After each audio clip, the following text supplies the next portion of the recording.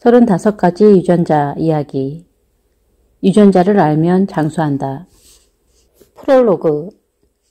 지난 20년간 유전역학을 연구했다.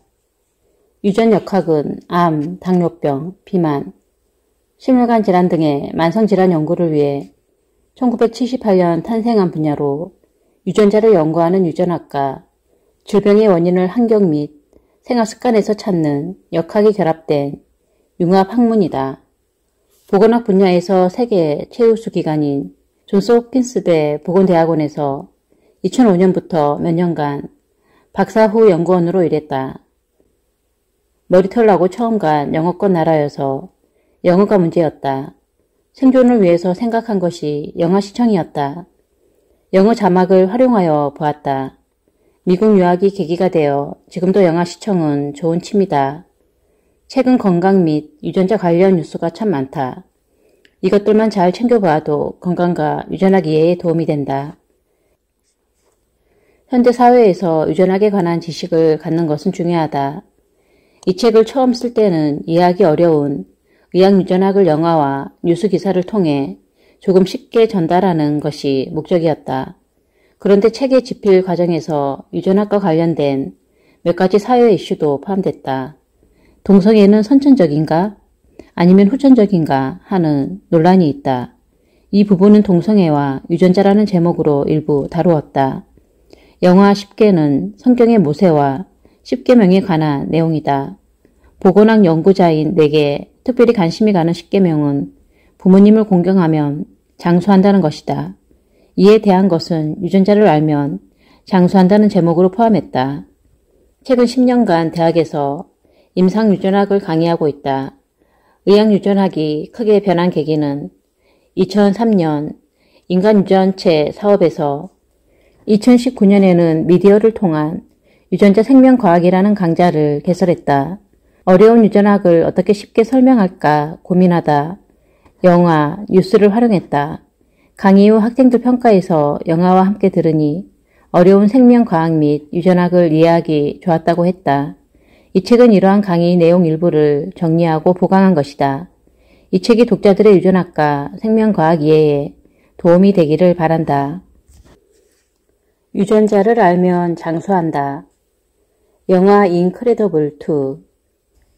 슈퍼맘 헬렌이 국민 히어로 일라스티걸로 활약하며 세상의 주목을 받자 바쁜 아내의 몫까지 집안일을 하기 위해 육아휴직을 낸 아빠 밥은 질풍노도 시기의 딸 바이올렛, 자기애가 넘치는 아들 되시, 어마무시한 능력을 시도 때도 없이 방출하는 막내 잭제까지 전담하며 전쟁 같은 하루하루를 보낸다. 영화 인크레더블은 초능력 가족의 이야기다. 막내 아들 잭잭의 여러가지 초능력은 부모에게서 유전된 것으로 생각할 수 있다. 가족력이라는 말은 어려운 개념이 아니라 그저 부모님과 자녀가 여러 면에서 닮았다는 의미다. 인크레더블 같은 부전자전 이야기는 많다. 최근 우리나라 전설의 야구 선수 이종범의 아들 이정우가 2020 도쿄올림픽 야구팀 국가대표로 선발되어 3번 타자로 활약을 했다. 또한 연예인 강호동의 아들 강시우가 강호동과 비슷한 외모와 큰 체격에 놀라운 골프 실력이 알려져 화제가 되었다. 한편 2021년 개최된 도쿄올림픽에서 원조 도마 황제로 이름을 날린 여홍철 경희대 교수의 딸인 여서정이 올림픽 결선 무대에 진출하여 도마 종목에서 동메달을 획득했다. 이로써 여서정은 1996년 애틀랜타 올림픽 도마 결선에 올라 은메달을 목에 건 아버지 여 교수의 뒤를 이어 가족의 일원으로 25년 만에 올림픽 메달을 얻었다. 만성질환 유전자 찾기에 중요한 5가지 질문. 만성질환의 원인 유전자를 찾는 유전학자들에게 5가지의 중요한 질문이 있다. 첫째 질문은 가족 집적성 여부이다. 이는 특정 가족 내에서 어떤 질병이 많이 발생하는가이다. 예를 들면 한 가족에서 고혈압이 많이 발생하는 것이다. 가족 집적성이 있다고 하면 우리는 그 질병이 유전자가 원인일 가능성이 크다고 생각한다. 그러나 가족 집적성이 완전히 유전자 때문일까? 그렇지 않을 수 있다. 특정 가족이 유전자도 공유하지만 생활습관도 공유하기 때문이다. 고혈압의 예를 들면 그 가족이 모두 음식을 짜게 먹는 식습관을 갖는다거나 가족 모두 운동을 하지 않는 생활습관을 공유해서 고혈압이 많을 수 있다. 암의 경우는 가족 모두 같은 발암물질에 노출되는 것이 가능하다. 둘째 질문은 바로 그 가족 집적성이 환경, 생활습관 요인이 아닌 유전자 때문인가이다. 그래서 유전자가 기여하는 부분이 크다면 셋째 질문은 그 질병 유전자가 멘델의 어떠한 유전 법칙을 따르는가이다. 멘델의 우성 법칙, 열성 법칙 등을 따져보는 것이다. 넷째 질문이 가장 중요하고 어려운데 그 질병 유전자가 인간 유전체의 어디에 위치하는가이다. 즉, 몇 번 염색체의 어느 위치에 유전자가 있는가이다. 그 유전자 위치를 알아야 신약이나 치료법 개발이 가능하기 때문이다.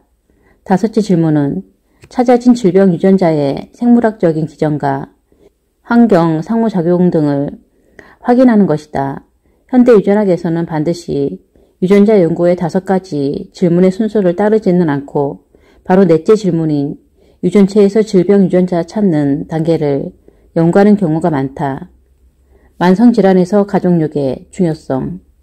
만성질환 유전학에서 첫째 질문인 한 가족의 특정 질병이 집중적으로 많이 발생하는가의 연구에 가장 많이 활용되는 것이 가족력이다. 즉, 가까운 가족에게 어떤 질병이 걸렸던 사람이 있는가이다. 특정 질병의 가족력이 있는 사람이 그렇지 않은 사람보다 그 질병의 몇 배 많이 걸리는가를 조사한다. 그 차이가 2배, 3배, 10배 등 크면 그 질병은 유전자가 원인일 가능성이 크다고 생각할 수 있다. 가족 집적성은 꼭 질병이 아니더라도 가족 간의 표현형이 비슷한 것도 포함된다. 각종 암도 가족력이 있는 경우에 가족력이 없는 사람보다 암 발생의 위험이 큰 것으로 알려져 있다. 또한 정신질환 중에 자폐증, 우울증, 조현병 등도 가족력과 관련이 높다. 부모님을 공경하면 장수한다. 유전학을 공부하기 전에 부모님을 공경하면 장수한다라는 다음 성경 구절에 의문을 품었다. 내 부모를 공경하라. 그리하면 너의 하나님, 나 여호와가 내게 준 땅에서 내 생명이 길리라. 출애굽기 20장 12절. 너는 너희 하나님 여호와의 명한대로 내 부모를 공경하라. 그리하면 너의 하나님 여호와가 내게 준 땅에서 내가 생명이 길고 복을 누리리라. 신명기 5장 16절. 자녀들아, 너희 부모를 주 안에서 순종하라. 이것이 옳으니라. 내 아버지와 어머니를 공경하라. 이것이 약속 있는 첫 계명이니 이는 내가 잘되고 땅에서 장수하리라. 에베소서 6장 1에서 3절. 보건학 전공자인 내게는 장수라는 말 때문에 특별히 중요하게 생각되었으나 이해하기가 어려웠다. 왜 부모님을 공경하라가 아니고 부모님을 공경하면 장수한다고 할까? 이에 대하여 오랫동안 물음표로 남아있었다. 그런데 유전학을 공부하던 중에 아하, 그럴 수도 있겠구나 하고 깨달았다. 우리가 몸이 아파서 부모님께 말씀드리면 의사도 아닌 부모님이 참으로 효과적인 처방을 주실 때가 많다. 좋은 민간요법을 알려주는 경우도 많다. 이것이 왜 가능할까? 유전학 관점으로 보면 세상의 많은 사람들과는 달리 부모님은 나와 유전자의 절반을 공유하는 사람이다. 즉, 나와 유전적으로 50%가 닮았다. 이 말은 내가 걸린 질병이 나의 부모님도 유전적으로 걸렸을 확률이 일반인보다는 매우 높다는 이야기다. 따라서 부모님의 의외의 좋은 처방은 부모님이 같은 경험을 하셨기 때문이다.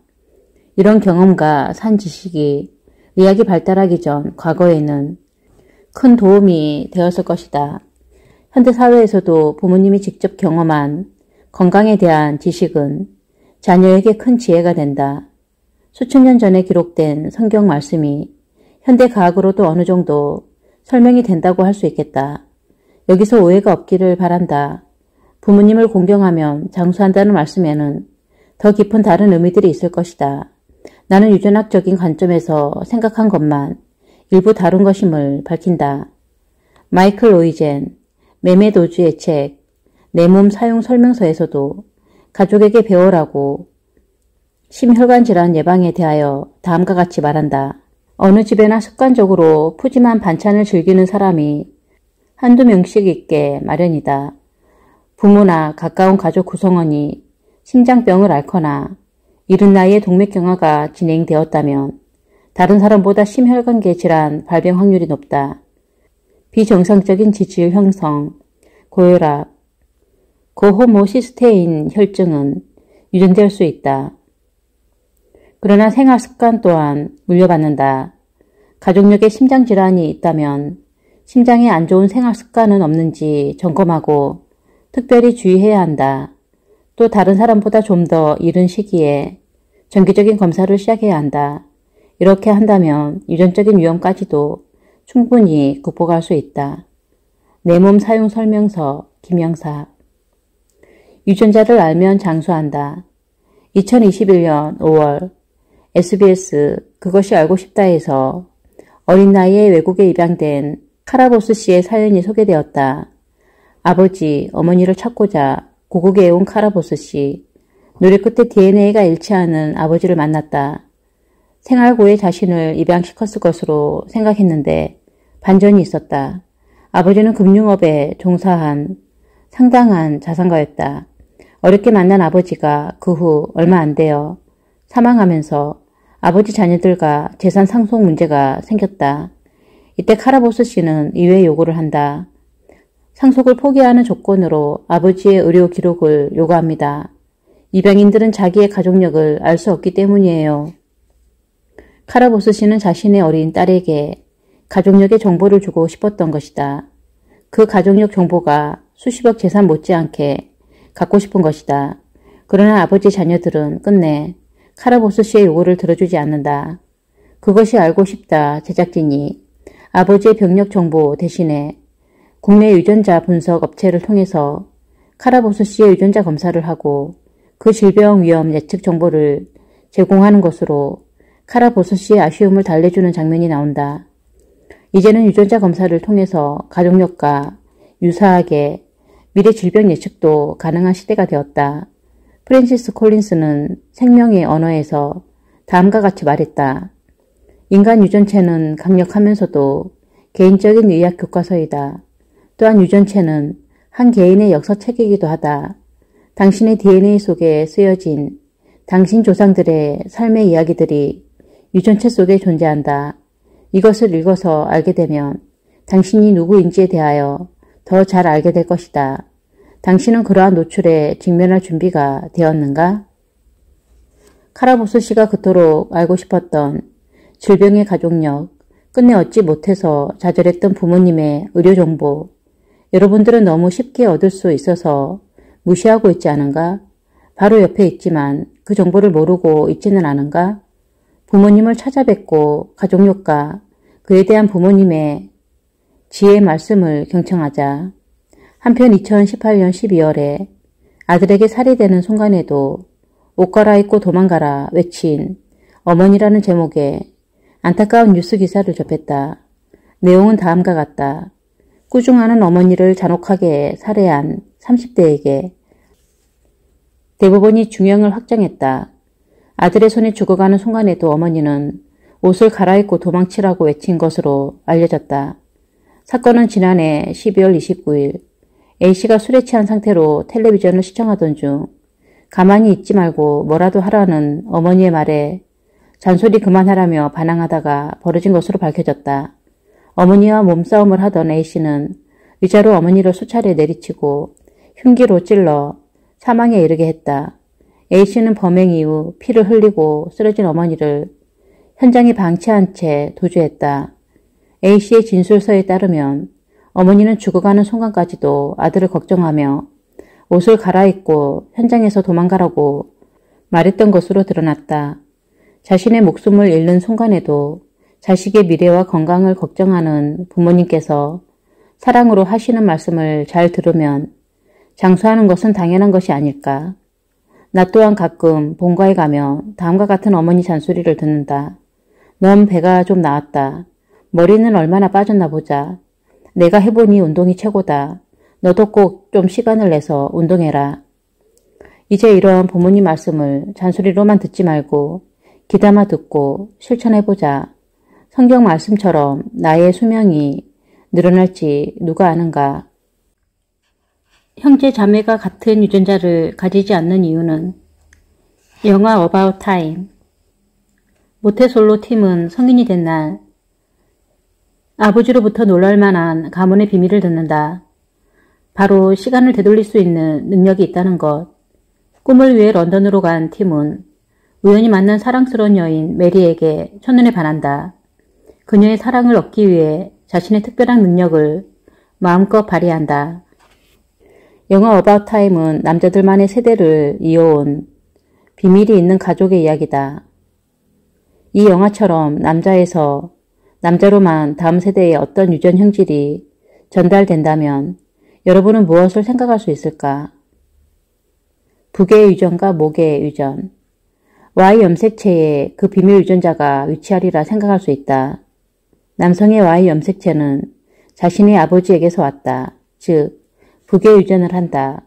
이런 특성 때문에 Y 염색체가 인류의 조상을 찾는 연구에 활용된다. 세포의 핵 속에는 46개의 염색체 이외에 원형의 미토콘드리아 염색체도 있다. 미토콘드리아는 우리가 필요로 하는 에너지 대부분을 생산하는 화학 공장이다. 미토콘드리아는 37개의 유전자만 가지고 있다. 미토콘드리아 유전 정보는 목에 유전을 한다. 어머니로부터 자녀에게 유전 정보가 전달되는 특징을 갖는다. 즉, 아들과 딸 모두 어머니의 미토콘드리아 유전체를 물려받는다. 영화에서 주인공인 남성 팀과 그의 아버지의 친밀한 부자 관계는 과거 가부장적인 문화인 우리나라에서 보기 드문 것으로 부럽기도 하다. 바람직한 부자 관계로 보인다. 팀은 훗날 메리와 사랑에 빠지고 결혼을 한다. 그리고 귀여운 딸을 얻는다. 얼마 후 팀의 여동생은 교통사고를 당하고 팀은 사고가 발생하기 전으로 시간여행을 한다. 불행한 가족의 일을 시간여행으로 바꾼다. 바뀐 현실에 만족한 팀은 집에 돌아와서 깜짝 놀란다. 자신의 귀여운 딸이 한 번도 본 적이 없는 다른 아이로 바뀌어 있는 것이다. 놀란 팀은 아버지에게 찾아가서 대화를 나눈다. 아빠, 잠깐 얘기할 수 있어요? 그래. 출산 전으로 돌아갈 순 없나요? 안 돼. 그 말을 안 했구나. 태어나기 전까진 괜찮지만 정확한 정자와 정확한 순간이 이 아이를 만들어낸 거니까 조금이라도 다르게 하면 다른 아이가 생기는 거지. 임신을 통해서 같은 유전자를 가진 아이가 태어나는 것은 확률적으로 불가능하다. 우리 주변을 보며 형제 자매 중에 비슷한 예도 있지만 정반대의 모습과 성격을 갖는 경우도 적지 않다. 이러한 차이는 왜 생기는가? 크게 두 가지로 답할 수 있다. 첫째 이유는 멘델의 독립법칙이다. 감수분열과 멘델의 분리법칙과 독립의 법칙. 유전학의 아버지라 불리는 멘델은 카톨릭 사제였다. 그는 1853년부터 7년호 동안 수도원의 뒤뜰에 다양한 품종의 완두를 심고 이들을 인공적으로 교배하여 다양한 잡종들을 만들어냈다. 그는 완두가 가지는 7가지의 출현 빈도를 분석해 일정한 패턴을 찾아냈다. 멘델이 발견한 이 패턴은 이후 분리의 법칙, 우열의 법칙, 독립유전의 법칙 등의 이름으로 불리며 유전학에서 가장 중요한 법칙이 되었다. 동성애와 유전자. 영화 보헤미안 랩소디. 공항에서 소화물 노동자로 일하며 음악의 꿈을 키우던 이민자 출신의 아웃사이더 파록 버사라. 보컬을 구하던 로컬 밴드에 들어가게 되면서 프레디 머큐리라는 이름으로 밴드 퀸을 이끌게 된다. 시대를 앞서가는 독창적인 음악과 화려한 퍼포먼스로 관중들을 사로잡으며 성장하던 퀸은 라디오와 방송에서 외면을 받을 것이라는 음반사의 반대에도 불구하고 무려 6분 동안 이어지는 실험적인 곡 보헤미안 랩소디로 대성공을 거두며 월드스타 반열에 오른다. 그러나 독보적인 존재감을 뿜어내던 프레디 머큐리는 솔로 데뷔라는 유혹에 흔들리게 되고 결국 오랜 시간 함께 해왔던 멤버들과 결별을 선언하게 되는데 세상에서 소외된 아웃사이더에서 전설의 록밴드 퀸이 되기까지 우리가 몰랐던 그들의 진짜 이야기가 시작된다. 프레디 머큐리라는 음악 천재의 삶을 보고 그의 음악을 들을 수 있다. 영화의 여운이 깊게 남아 영화를 본 이후에도 그의 공연 실황 영상을 반복해서 보았다. 영화에서 프레디가 Love of My Life 곡을 피아노 연주하면서 노래 부르는 모습을 매니저 폴이 바라보는 장면이 있다. 분위기가 묘해지더니 폴이 갑자기 프레디에게 기습 키스를 한다. 영화에서는 매니저 폴의 유혹으로 프레디가 동성애에 빠지는 것으로 그려진다. 프레디는 여자친구가 있으니 양성애자인 것 같다. 나의 미국 존스 홉킨스 대학 유학 시절 일화를 얘기하겠다. 존스 홉킨스 보건 대학원은 세계 최고의 보건 대학원으로 건물이 매우 크다.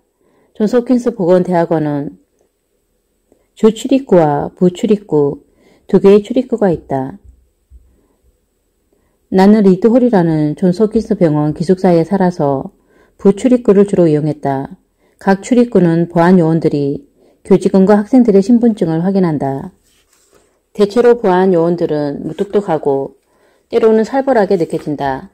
존스 홉킨스 병원이 위치한 볼티모어시는 범죄율이 매우 높고 병원 근처의 볼티모어 할렘가가 가깝기 때문이다. 그런데 부출입구의 보안 요원 피는 유독 내게 친절했다.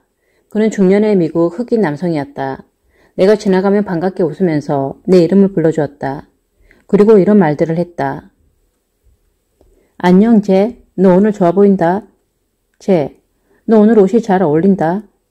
한 번은 이런 말도 했다. 제, 너는 아시아 남자 중에서 아주 잘생겼어. 30대 초반 나이에 외로운 유학생인 내게 친절하게 말을 걸어주니 기분이 나쁘지 않았다. 참 친절한 성격의 친구구나 라고 생각했었다. 특히 영어가 서툰 내게 말을 걸어주니 영어 연습을 할 마음에 가끔 몇 마디 대화를 나누기도 했다. 한 번은 건물로 들어가는데 출입구 앞에 피가 나와서 잠시 쉬고 있었다. 지나가는 나를 불렀다. 그리고 이런 말을 했다. 쟤, 사실 나는 동성애자야. 언제 나와 밖에 나가서 맥주 한잔 할까? 나는 당황했지만 바로 단호하게 답을 했다. 나는 여자를 좋아한다. 미안하다. 그리고 건물로 들어갔다. 그날 이후로는 나는 약간 돌아가더라도 주출입구를 이용했다. 한참 후 피를 다시 봤을 때 실망한 얼굴이었으나 여전히 내게 반갑게 인사했다. 동성애와 에이즈.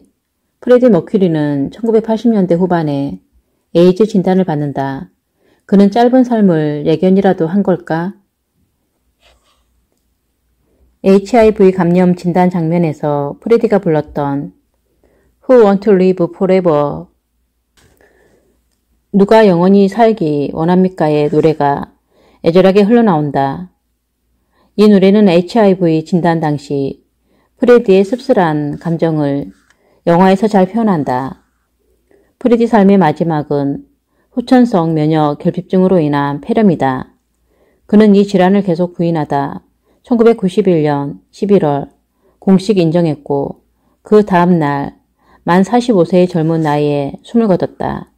2021년 6월 미국에서는 에이즈 최초 발병 40주년을 기념하는 행사가 있었다. 미국 질병통제센터는 1981년 6월 5일 매주 발행하는 공중보건공보의 특이한 발병 사례를 보고했다. 캘리포니아주 로스앤젤레스 지역의 젊은 동성애 남성 폐포자충 폐렴이라는 특이한 폐 질환을 진단받았고 이 중 2명은 이미 사망했다는 내용이었다.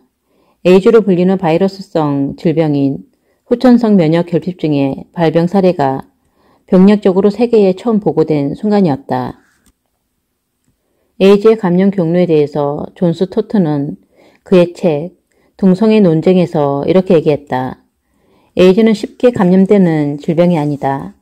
이 바이러스는 체액을 통해서만 감염되며 특히 정액과 혈액을 통해 감염된다. 가장 흔하게 감염되는 경로는 이미 감염된 사람과 성관계를 하거나 감염된 피를 수혈하거나 소독하지 않은 주사 바늘을 사용하는 경우다. 그리고 임신부가 HIV에 감염되었을 때 태아도 감염될 위험이 크다. 에이즈가 게이들의 전염병으로 오해되는 이유는 미국 동성애 집단에서 처음 발병한 탓이다. 그러니 이 바이러스는 동성애 성관계뿐 아니라 이성의 관계에서도 감염이 된다. 이 질병을 가장 빠르게 확산시키는 것이 문란한 성행위다. 영화의 마지막 장면은 퀸의 라이브 에이드 공연 실황이다. 영화의 여운이 길게 남아 집에서 텔레비전으로 퀸의 캐나다 몬트리올 콘서트 실황을 반복해서 보았다. 함께 시청하던 어린 아들, 딸은 퀸의 노래를 따라 부르고 춤을 추기도 했다. 동성애와 유전자. 한 언론 보도에서 최준석 작가는 동성애자는 자신의 유전자를 다음 세대에 전달하지 못한다.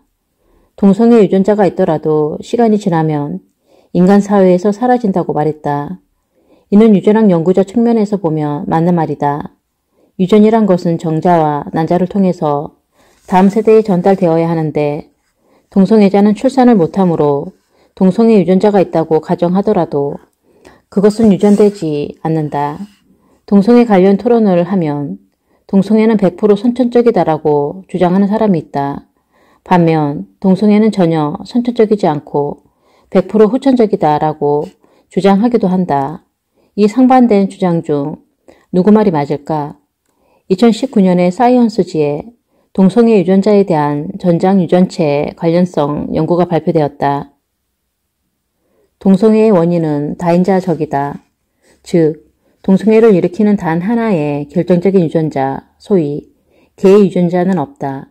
동성애에 약간의 영향을 주는 여러 유전자와 환경이 복합적으로 원인이 된다. 동성애 성행동과 관련 있는 5개의 유전자 변이를 확인했다. 그중 15번 염색체에 있는 유전자는 남성의 대머리와 관련이 있다. 11번 염색체에 있는 유전자는 후각과 관련된 것이다. 그러나 이런 관련 유전자들의 효과는 매우 작아서 교차비가 1.1 이하이다.